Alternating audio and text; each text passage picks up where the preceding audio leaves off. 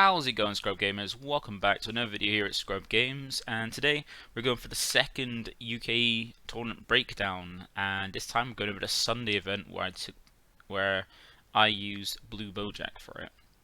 So as I did on the channel before UKGE came up, I had quite a few decks I wanted to try out and I was enjoying, was having fun with, but I didn't know which one to play, so I put a vote for the basic people on my channel and Discord, and one of the other ones, as you saw with Jiren, was Blue Boujack, because Ollie bringing the hype, and people wanted me to play that as well, because it's a good option. It's nice to see other people represent a deck as well.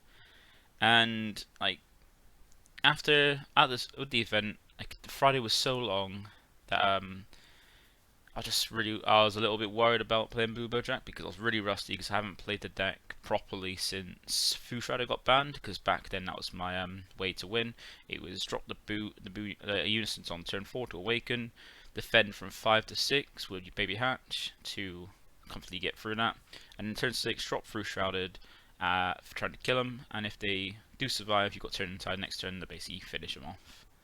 But since we don't have through Shrouded, the deck has changed quite a lot. As shown by Ollie, like just basically changing it up, putting in the work, showing it is still good, but where I hadn't played it in a while, like a good while, I was a bit rusty on it. So I wasn't as confident, but then since I did come third on the Friday with Jiren, it was not so bad if I didn't do well on the Sunday, and I just said I'm gonna play it. Gonna play the Blue Boujack deck because it's been voted for. I have to stick to what's voted. And the aim for Sunday was at least to win half my game, so I at least went even on wins compared to losses.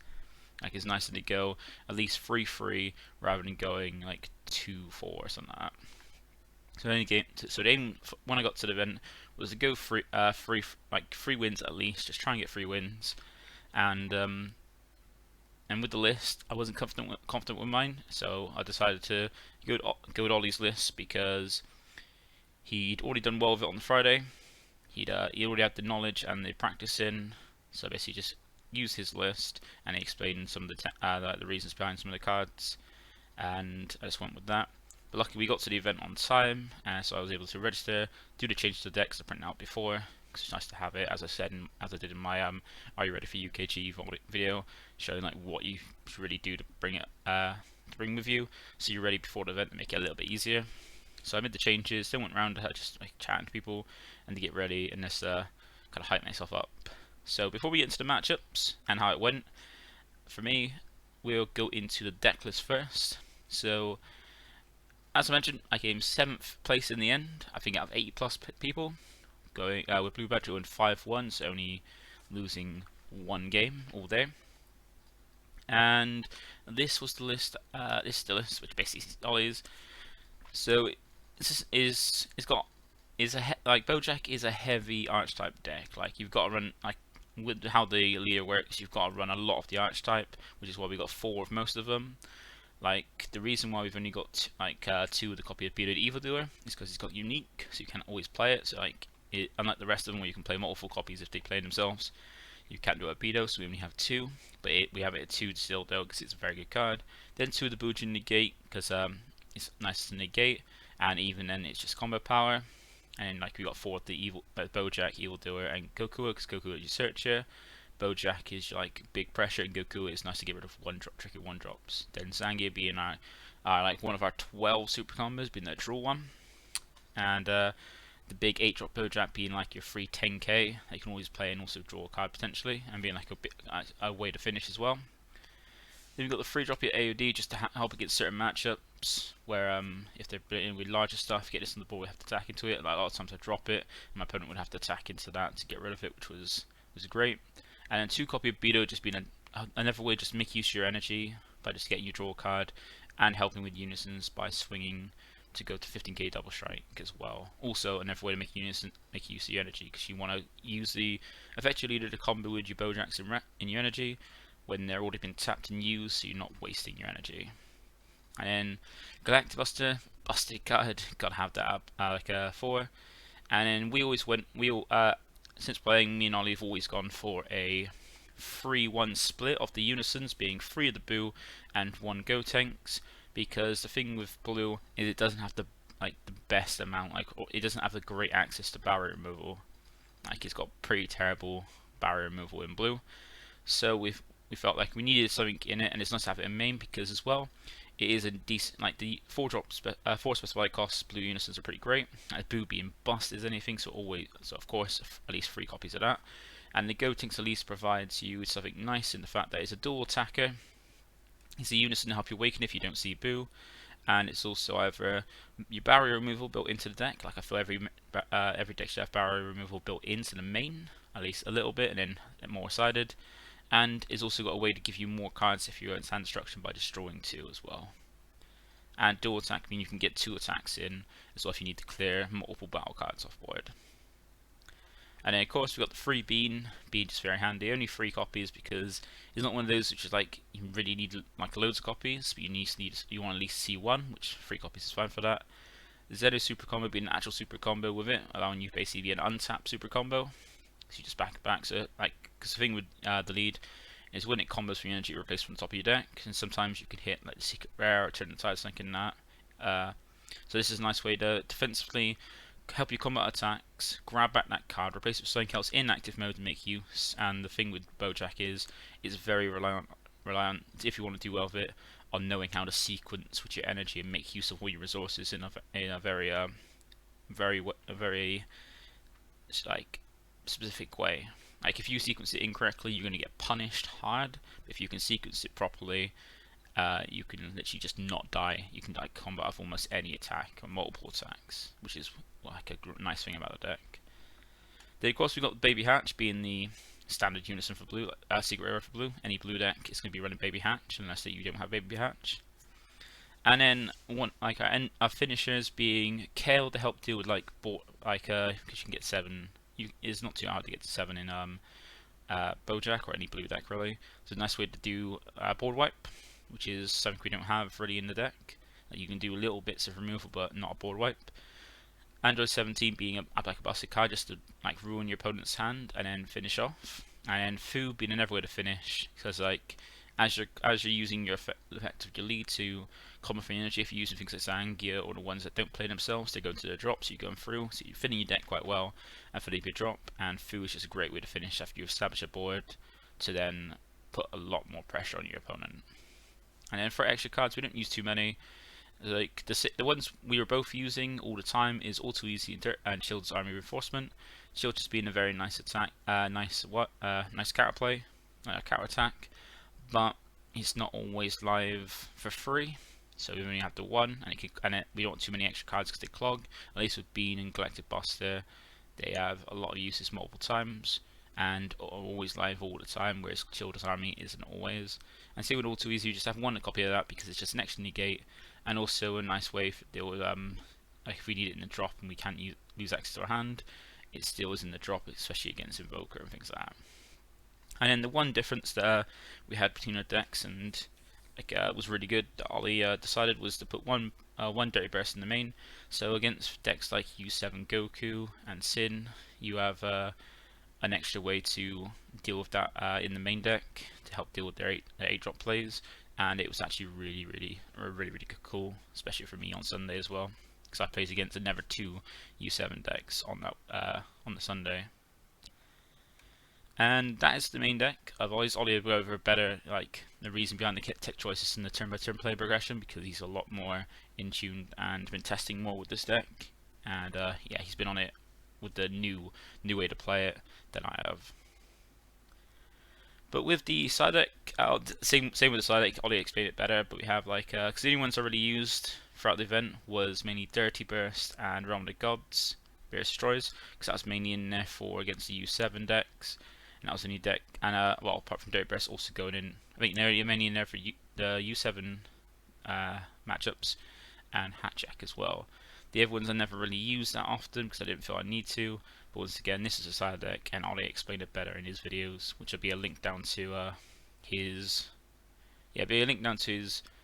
channel, so you can go and check out his video, either his breakdown on the event of matchups or his deck profiles of them. But so yeah, that was the list I used. So with the matchups, we have round 1. I was paired against Green Turtles, and I believe that's from one of the guys from Fanboy 3. Great, really nice guy. He is playing the like more dedicated Turtles to like the archetype. So it's like I think it's more the aggressive version. So it was like with using Demigra's Unison and playing out the 4-drop as well, which makes them like all the other Turtle Squadron Corps cards 1,000 power more. And for that matchup, it wasn't too bad as long as like I spent the first game essentially trying to relearn the deck to remember how to play it. So for game one, I was more just like trying to make sure I could out combo, well, take some of the hits and try and see if I can find stuff like learning how to sequence it correctly because I haven't played it for a while. And I ended up taking game one because I was able to he tried to extend to kill me, but I was able to like push back the extension and then finishing off after he spent a load of cards trying to kill me, and then basically went in on the clapback. And then game two we went to time as we were playing as I don't think he knew what my truly what Blue Boujack did, so explaining and go for that. And also I was playing like to remember how to play the deck. So we went to time in game two, and I was on higher life. Yeah, because I won game one, the match ended. So that gave me a bit of a pick me up because I was a bit more. My confidence was built up a little bit more. So when I went into the event, I was just like, I want to win 3 games. That's it, at the very least. And I wasn't confident because I did play a game with Ollie on the first round of the winner box on the Saturday, just the test, and he absolutely smashed me with AOD when I was testing his deck, mainly because he understands what the deck does and knows how to counter it, whereas not a lot of people do. So I got absolutely smashed, and I was rusty with it as well. So my confidence wasn't great after that. But after winning the first game, I was a bit confident. I felt fine with it. And for round 2, I was paired against Yellow Cabba by someone who's brand new to the game, like just started playing the game. It was their first big event, and yeah, it was Yellow Cabba, so I knew it was restricted on like its deck choices, so you couldn't have things like the Master Super Combo and things like that. So, and also most of his cards couldn't be KO'd, whereas it doesn't KO. And I was able to draw quite well as well and find my Goku's, try and find more, and I set up that like swinging at crit because yeah, just swing with the Goku, swinging crit, only doing that, and just taking the hits if it swung at me and protecting my Goku's, and then was able to just whittle his resources down and finish him off. I did it for both games as well. Like on game 2, he was able to understand a little bit more of how I was trying to go about winning, and was able to use his Kefla multi-combos, not Kefla multi-color combos, but the Kefla, which if it's comboed, it can tap down on your opponent's energy, to use that to reduce the amount of energy I had to pressure crit with the Goku's as well. So I took that, so my combo was slowly building after that, after the first 2 games. And then I played against Ryan Johnson from Team Fanboy 3 on U7 Goku, and this one was where like I remember Ollie saying it, like that's the reason we put the Dirty Person in the main deck to help with that deck, and I lost to Tyrol. So game 1, he was also not playing any Unison, so he was playing the non-Unison build, focused on just like being very aggressive with the battle cards, just swarming the battle cards, going in with that. And game 1, I took the time to learn what his deck was doing and how to sequence, but unfortunately I just got pushed down too far. He put in a last swing and then dropped the secret rare to burn my last life. So for game 2, I started in the extra 2 copies of Dirty Burst and the Realm of the Gods as well, just to help give more combo power and take some of the dead cards like Ultra Easy, not Ultra Easy, Android 17 that I was never going to get to. The Gotenks Super Combo, because I'd rather have Boo to help deal with the 8 drops, so he either doesn't attack with them or use the secret red to straight up get rid of it. And Kale, and also a copy of, I can't remember, like I took a 4th card out, I can't remember what it was now. I think it might have been one of the Beatos because they can just minus it when I play it on their turn. And at least with the other one is either force them to play something to not wear it. Like if I play the AOD, I took out the The one drop, I think it's the Beto. Let me double check. I think it's Beto. Yeah, Beto. So I took out one of the Betos because it just gets minus before it can ever use the effect. And this is the AOD either attack into it or like purposely go to play a card to minus it. And wasn't too bad. But yeah, so I ended up going first and be able to establish and then just out advantage him as well. But like making sure I deal with his board, then go for his life, and then push down. And then game 3, I was able to do the same. Just to make sure that if he got to like just slowly clearing his board, like make sure to deal with his battle cards, I would bottom deck him, just attacking into him, not worrying about his life. So that way, when it got to his later with his 8-drop, like having the dirty burst to make sure he can't attack with it, and then get rid of it, and then just push through. Make it a lot easier. So I ended that one 2-1. And then round 4, I was paired against Yellow Trunks, and at this point, I had my 3 wins. So my daily mission, my daily trying to goal was to get 3 wins, and that was accomplished. So basically anything else now was a plus. Like topping was a plus. Do it like anything else was just a plus for me at that point. And it announced at the beginning that there was going to be no lunch break, and Yellow Trunks is, like as Ollie described it, was going to like a really hard matchup for the deck, and would take so long, and I was feeling hungry and stuff, so I literally just said to and I was against Joe as well, who I played also on Friday, and after that game I did feel really bad, but he just had really bad luck, and I had like insane luck with like draws and stuff. So I said to him, you're playing Yellow Trunks? He said yes, and I said okay, I'll scoop this. I want to go get some lunch. I don't really want to play this matchup. I've got I got my goal of getting 3 wins, so you can have the win. And went off to get some food. So I literally just scooped that up there, and that was my only loss of the day, just beating the game that I just gave up because I couldn't roll to play it. And then after that, I was like, right, if I do, I'll keep going through it. And if I play any Yellow Trunks deck or any blue deck, I'm gonna give up because I don't want to spend 70 minutes playing a very long game when I was like tired. I had my goal of getting 3 wins done, and it didn't matter. And for round 5, I played against Hatjack. So I thought, okay, I'll go against Hatjack. It's not too bad for this matchup to get through. So I have a Unison, I have dual attackers, and I even have things like 8 drops that I can drop to get round Hatjack. So Hatjack wasn't that bad. And I noticed he was playing the SS4 Gogeta package. So I managed to see my 1 Dirty Burst to help stop it for the first time he dropped it. Then got rid of it with my Bojack. Just swing, bring in Bojack the Evildoer, get rid of it, and then push through that with that.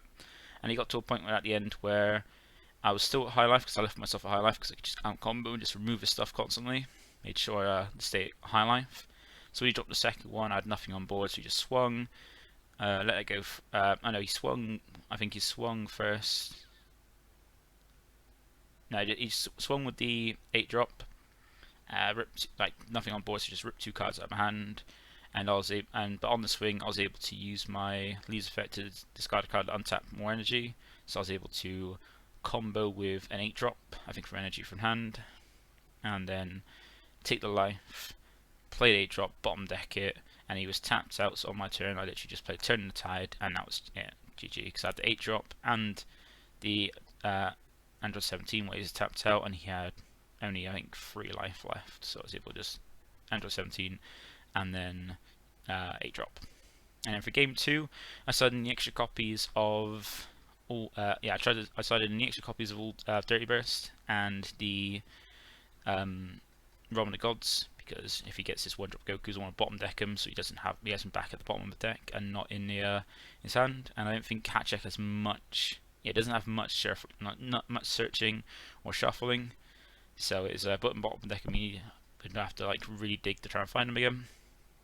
And for the second game, literally anytime I either couldn't keep something on the board because I'll just remove it, or he could never drop I either couldn't keep anything on board or never play anything. Like anytime he had his 8-drop, Dirty Burst, and just removed by my 8-drop Bojack, 8-drop Bojack, or 4-drop Bojack, and at this point he was keeping his energy open, so he didn't tap out for turn inside.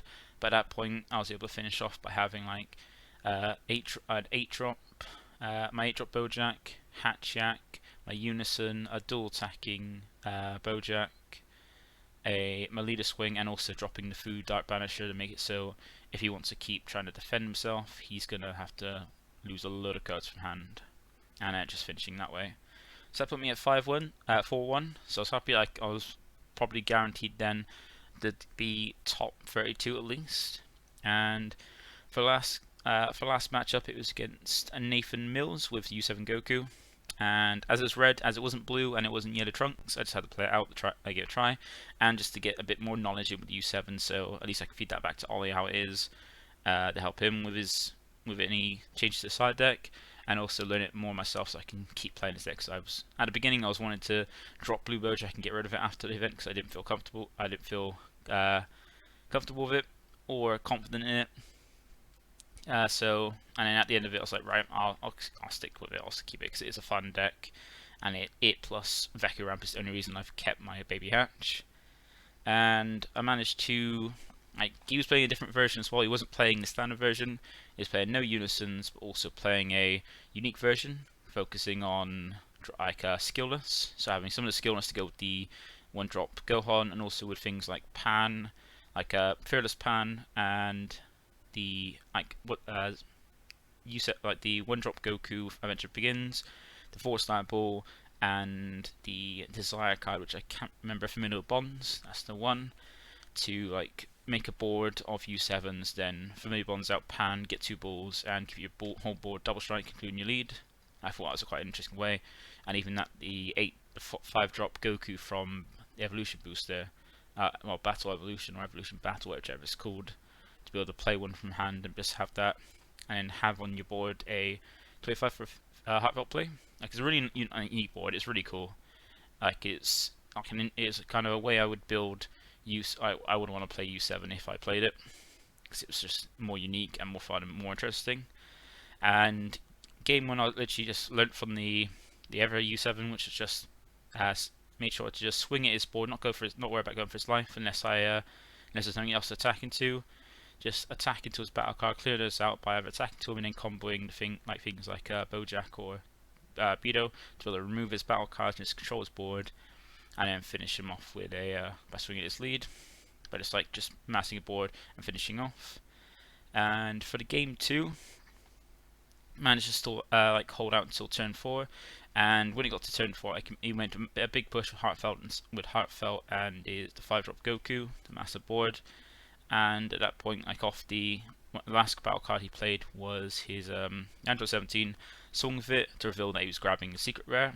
And at that point, Hatchak was in my I had to dig for Hatchak or to basically survive. Otherwise, I wasn't going to be able to do anything. So either I needed to see Bean so I could clear his board and then have Dirty Burst up so you can attack with a secret rare, or U7 Goku, whichever one I want to go for, or get Hatchak so I can just end the turn and get something down like a Unison, and which I had 2 free copies in my hand to then play a Unison, put a bit of pressure on his leader, and then Baby Hatch to basically just end the turn there. But when I was trying to dig through using the Zangia that I had in NG, the draw, and I ended up charging the Bojack, the Hatchak. So I literally just made sure I just push all my battle cards into his lead, and then finishing off by making a swing, a last swing at his lead, using Galactic Buster to combo the Baby Hatch from my energy and draw a card, and just comboed everything I had, which was I think about 40-50k to finish him off in that way, and he couldn't out combo because he had too many 1-cost 10k combos in hand.